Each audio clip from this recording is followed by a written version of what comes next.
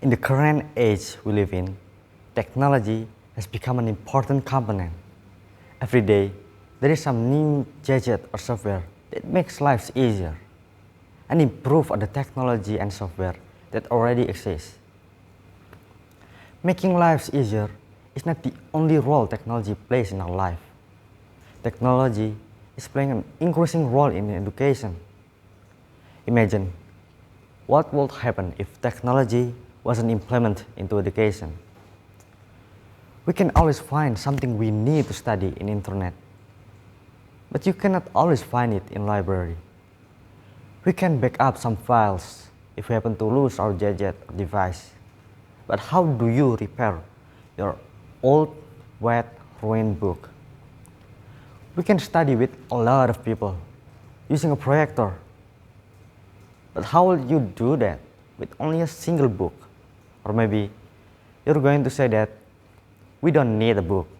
We just need the teacher who taught us using a speaker. But the speaker you mentioned, it is technology.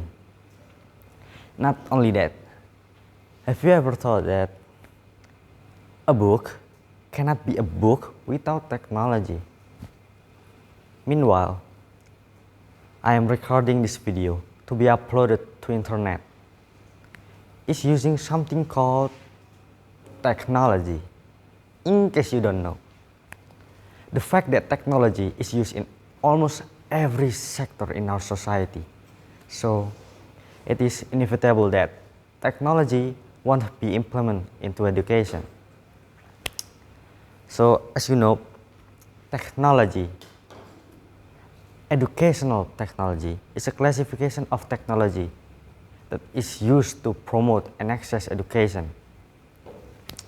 This can encompass hardware, software, and other related items that is used by educators and students during learning process. Technology used in classroom can help students absorb the material. For example, since some people are visual learners, projection screens linked to computers can allow students to see their notes instead of simply listening to a teacher deliver a lecture. Software can be used to supplement class curriculum.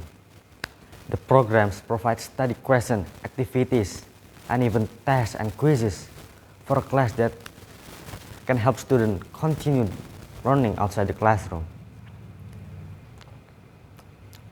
Technology has also become part of many curriculum. Even outside of computer and technology classes, students use computers to create presentations and use the internet to research topics for papers and essays. Students also learn to use the technology available to them in computer and tech classes. This ensures that after graduation, they will be able to use the technology in a work setting.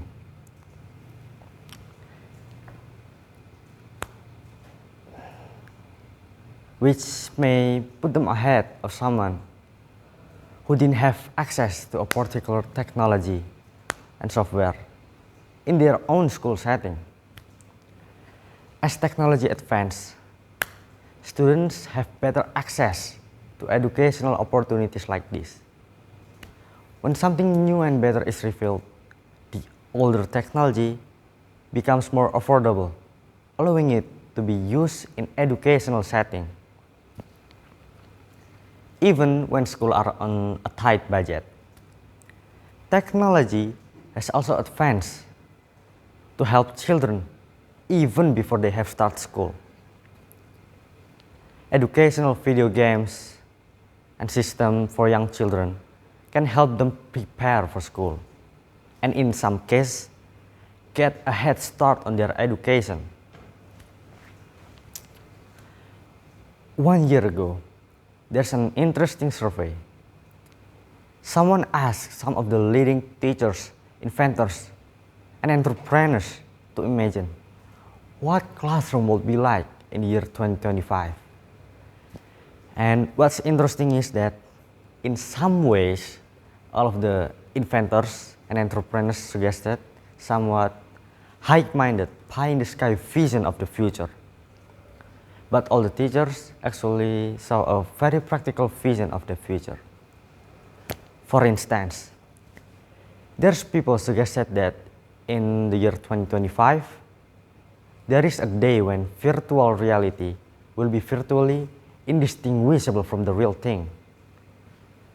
Someone suggested that the information students need for class will no longer be printed on paper. Rather, everything will be created and carried electronically. And certainly, more and more digital content will be created and carried electronically. Others even suggested that there will not be any classroom at all.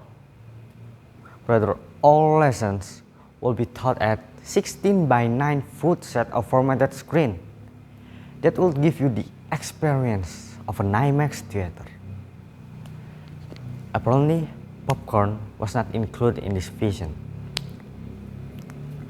There's a student imagine that classroom in 2025 would have voice-activated chalkboard that will write what you say so that your arm doesn't get tired along the way.